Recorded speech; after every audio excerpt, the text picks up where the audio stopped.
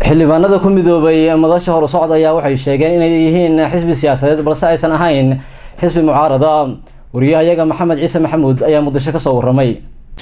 xildhibaanadan ka tirsan baarlamaanka federaalka ee Soomaaliya ayaa maanta kulan ay ku yeesheen magaalada Muqdisho waxa ay kaga hadleen sababta ka dambeysay in ay ku dhawaaqaan madasha ay ugu magac dareen hor u socod.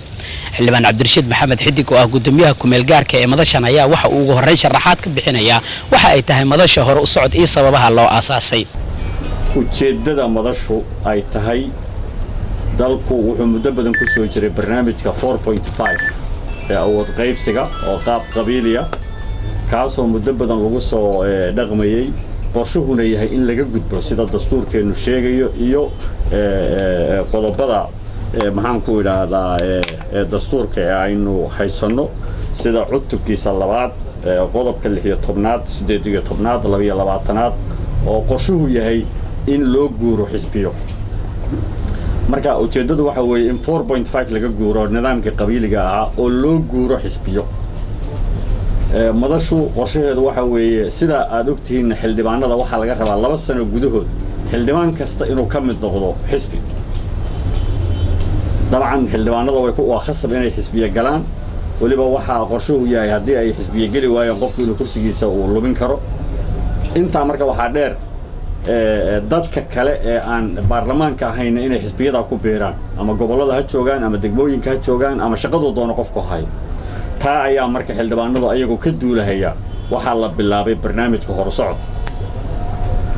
waxaan rabnaa inaan hoosta ka xariiqno oo sheegno oo cadeyno hor socod qorshihiisa dhow xilligana kuma jirto mooshin lid ku ah madaxweyne ra'iisul wasaare gudoomiye baarlamaan iyo wax la mid ah. xildhibaano kale oo ka tirsan baarlamaanka oo isla goobta ka hadlaya dhankooda waxa ay sheegeen in sidoo kale ay doonayaan isla xisaabtan dhab ah inay ku sameeyaan dawladda federaalka ee Soomaaliya sidoo kalena ay taageero siiyaan dawladda Soomaaliya isla markaana aysan ahayn xildhibaano mucaarad ah oo doonaya inay wax dumiyaan. Nairobi shir lagu qabtay go'aamo la soo saaray xamarba ma taqaan shirka socda waxa la qabtay waxba kama jiraan shacabkana waxaan ka codsanaynaa in aan nahay wakiiladiina waad ogtihiin uma socono inaan wax dumino laakiin waxa dhisan oo socona marka hadafku waa la sheegay inta uu weeyay. waxaan kaloon kula talinayaa Soomaalida waxaan moodaa warka waa loo sii sameeyaa adigoona waxba oo dhan baa laga sii sameeyaa ayaamaan soo socdo dhan waxa weey meediadu ku mashquulsanayd waxba la duminayaa iyo wax la wabeenayaa waxba la shiray waxaan anu moogtay meediyaha kula dardaarmi lahaa inay warka ay qaadanayaan cidda mas'uuliyadeeda iska la wareystaan meesha uu ka soo fulay cidda ay muxuu u dan leeyihiin cidda ay ka heli karaan cidda ay khusayso horsacad muxuu ahaayay hormoodkii gudoomiyahaygi baa jooga.